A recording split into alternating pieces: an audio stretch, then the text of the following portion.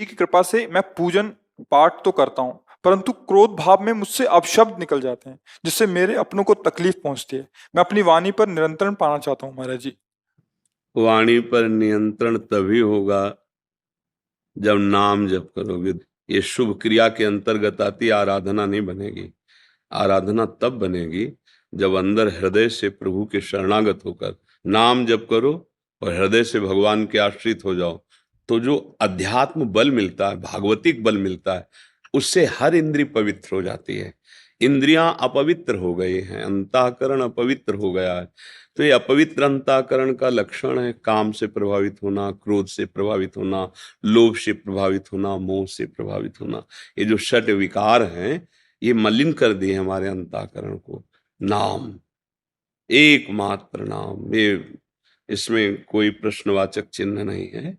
हाँ, जिसके हृदय में ये बात हमारी बैठ जाए, ये संतों से बहुत अनुभव की हुई और शास्त्र सम्मत बात है। आ ब्रह्म स्तंभ पर्यंतम सर्वम मायामयम जगत, सत्यम सत्यम पुनः सत्यम, हरिर नामैव केवलम। भगवान श्री हरि का नाम, प्रियाजू का नाम, इनका नाम अगर रटोगे तो आपकी वाणी नहीं पवित्र हो जाएगी, रोम रोम पवित्र हो जाएगा, रोम रोम पवित्र हो जाएगा। और फिर ये सब विकार अपना प्रभाव, अपना अस्तित्व खो देते हैं।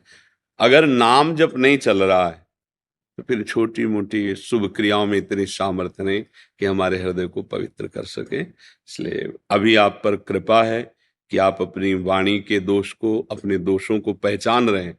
जो दोषों को दोष मान रहा है वो तो निश्चित निर्दोष हो जाएगा, और जो अपने दोषों को दोष ही नहीं मान रहा है फिर क्या है, फिर तो।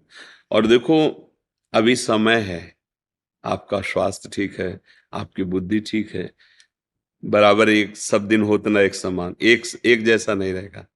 कभी स्वास्थ्य धोखा दे जाएगा, कभी बुद्धि धोखा दे सकती है। उसके पहले ऐसी ऊंचाई पे पहुंच चला जाए कि हमें कोई परास्त न कर पावे। हम ऐसी भक्ति की भूमिका, ज्ञान की भूमिका, प्रेम की स्थिति को प्राप्त कर लें जहां हमारे को कोई विचलित न कर सके, मृत्यु भी हमें स्पर्श न कर पाए। वो है प्रियालाल के चरणारविंद। श्यामा श्यामा का जो रूप है, लीला है, धाम है, नाम, इनमें हमारी आसक्ति हो जाए, इस ये हमारा जीवन बन जाए। तो ये छोटी मोटी साधनाओं से इन विकारों पर विजय है। ये भी तो भगवान के ही बल से बलवान है। अरे भगवान ही के लड़का बच्चा है। देखो, द्वारिकाधीश श्री कृष्ण, तो फिर प्रद्युम्न जी कामावतार ही तो है ना, काम ही तो, मूर्तिमान काम प्रद्युम्न जी तो लड़के बच्चा तो सब उनके हैं। उनकी शरण में उनका भजन करो तो रोक देंगे, हृदय निर्मल हो जाएगा। हाँ, बहुत अच्छा है। और बुजुर्गों की सेवा करो। ये जवानी को शासन में लाने के लिए, पवित्र आचरण करने के लिए समाज सेवा, बुजुर्गों की सेवा, और जो कहीं ऐसा अवसर मिल जाए कि कोई असहाय असमर्थ है, वहां तन मन धन लगा के, इससे बहुत जल्दी भगवान की कृपा मिलती है। प्रिया प्रीतम की बहुत जल्दी कृपा मिलती है जब निष्काम भाव से किसी की, जब सेवा की आवश्यकता है फिर हम सेवा कर दें। कोई बीमार है, कोई देखने वाला नहीं है, तो फिर हम उसको समय दें, जरूरत है तो अर्थ भी लगा के औषधि, इससे प्रभु प्रसन्न हो जाते हैं। ये जीवन इसीलिए मिला है, दूसरों की सेवा के लिए और भगवत भजन करके अपना परम मंगल करने के लिए। देहाभिमान गलित हो जाए, श्यामा जी के चरणों की दास्ता मिल जाए, यही हमारे जीवन का परम लाभ होगा। ये सब सुधर जाएगा भैया, पर नाम, नाम नहीं है फिर तो हमें विश्वास नहीं।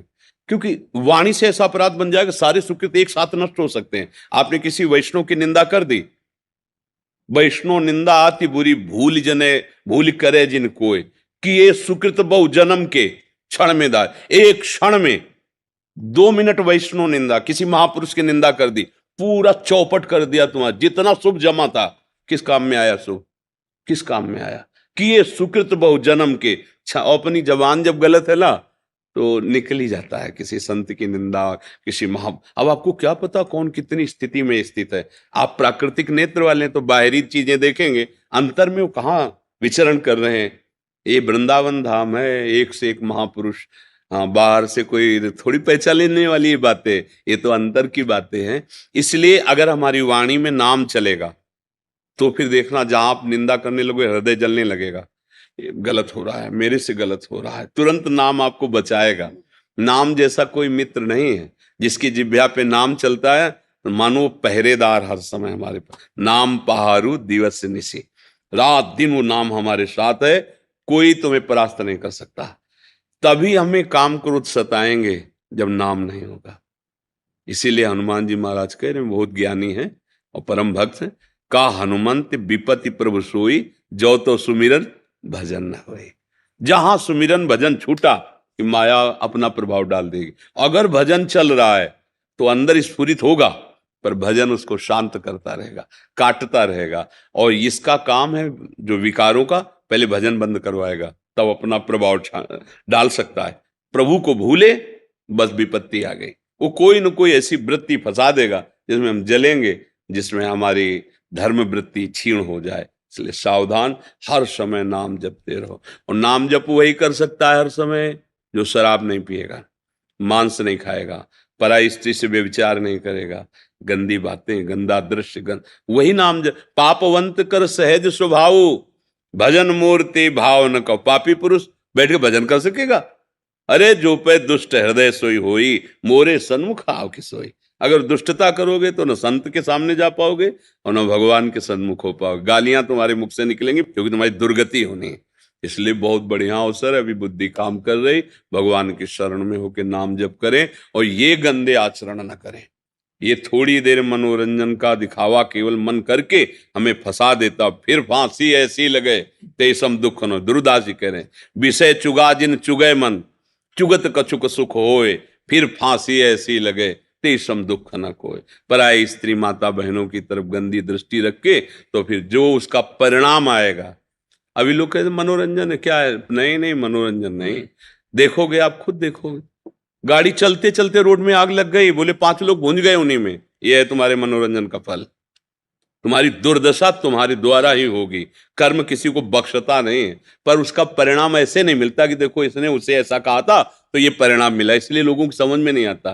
परिणाम जब मिलता है ना तो उस समय कोई अपराध दिखाई नहीं देता। बेचारा गाड़ी में जा रहा था, ट्रक वाला आया, ऐसा कर दे, दोष कहीं और। लेकिन कर्म, वो कर्म है, ऐसे हमको आप ना आवे ताहि पे ताहि। डरो कोई ऐसा कर्म न बन जाए जिससे हमारी ये योनि जो मनुष्य जन्म मिला है ये व्यर्थ चला जाए। ऐसा नाम जप करो, अच्छा आहार करो, अच्छे भाव रखो, दूसरों को सुख पहुंचे तो तुम्हें कभी दुख पहुंचेगा ही नहीं।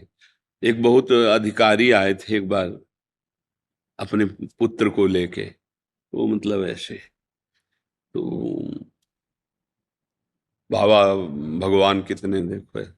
तुम कहा देखो आप ऐसा मत बोलो, हम और जन्म किन्हें कहते, इसी जन्म में आप बताइए कि आपसे ऐसा पाप नहीं हुआ जो आपको ऐसा रात दिन दुख देखना पड़े। वृंदावन में बैठे हो, देखो अब झूठ मत बोलना। तो फिर बोल पड़े, हाँ हाँ हमने ऐसा ऐसा है। उनका बस अगर उनका परिणाम इसी जन्म का आपके कर्म को दिया जाए तो बहुत हल्का है, बहुत हल्का है। आप सोचो कैसे कैसे आप कृत्य किए हो। तो भगवान इतने कृपालु कि हमारे इतने रजिस्टर भरे रखे अपराध के, अनंत जन्मों के, हमें अवसर दे दिया। संस्कृति माए बरियाई के पायो, मानुष दे वृथा कत, रोक दिया संस्कृति चक्र को, निकालकर मनुष्य बना दिया कि तू भजन करके ऐसा कार्य कर जिनसे सब तेरे पाप नष्ट हो जाए और मेरे पास आ जाए। ये साधन धाम मोक्ष कर द्वारा पाई न जे परलोक। तो हम लोग बुद्धिहीन होकर भोगों में रमण करके ये कीमती समय बर्बाद कर देते हैं। तुम्हारे पास जो कुछ है वो सब झूठा है। न तुम्हारा शरीर तुम्हारे साथ जाएगा, न पत्नी साथ जाएगी, न पुत्र जाएगा, न धन जाएगा। केवल तुम अकेले यहां से निकलोगे इस शरीर से, जो कर्म किए हैं उसका बोझा लाद के। बुद्धिमानी यही है, सब में भगवान का स्वरूप समझकर सबको सुख दो, चाहे पत्नी हो, चाहे पुत्र हो, चाहे परिवार का, चाहे देश का, चाहे विदेश का। जो हमारे सामने आवे, हमारी वाणी से, हमारे शरीर से, हमारे आचरण से उसको सुख पहुंचे। और नाम रूपी धन कमा लो, नाम यही जाएगा। हरि भज छाण न मान नर्तन को, मति बंछे रे मति बंछे, तिल तिल धन को, अनुमांगे आगे आवे गो, जीव पल लागे पल को, कहे हरिदास मीच जीव आवे, त्यो धन है आपल को। स्वामी जी महाराज कहे मनुष्य शरीर का मान क्या है, महिमा क्या है? हरि भज हरि भज। ये धन जब तुम हरि भजन करोगे तो अपने आप आपके पास आने लगेगा। स्वामी हरिदास जी महाराज कह रहे हैं, अन मांगे आगे आवेगो, ज्यों पल लागे पल को। जैसे तुम पलक झपकते नहीं हो, स्वयं झपकती रहती है, ऐसे स्वयं ऐश्वर्य तुम्हारा वर्ण कर लेगा। क्योंकि तुम प्रभु का नाम जप कर रहे हो, तो सारे ऐश्वर्य तो प्रभु के चरणों में है, वो आपके पास आ जाए। क्योंकि परम धनी प्रभु का जब दृढ़ता पूर्वक आश्रय ले लिया ना, तो सब सिद्धियां, सब वैभव उनके चरणों में लौटते रहते हैं। तो आप भी तो प्रभु के बच्चे हैं, आप भी तो भगवान के अंश हैं। तो आप भगवान का निरंतर चिंतन मनन, ये बात समझ में आ जाए, बस समझ में नहीं आती। देखो, फिर प्रार्थना करते हैं, ये जो आप अधर्माचरण करके धन दूसरे से लेते हैं, जैसे किसी ने, आप जानते हो कि आदमी गलत है और वो कह, आप हमें बचा दीजिए और उसको दंड दे दीजिए, आप ऐसा कर सकते हैं क्योंकि आपके पास पावर है। लेकिन वो अर्थ जो पावर प्रकट करेगा, तुम जिंदगी भर उसको नहीं झेल पाओगे।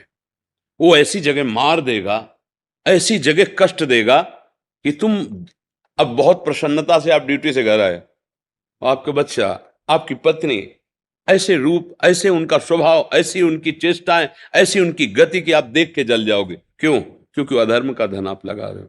अब ये बात समझ में नहीं आएगी, ये थोड़ी कड़वी लगेगी।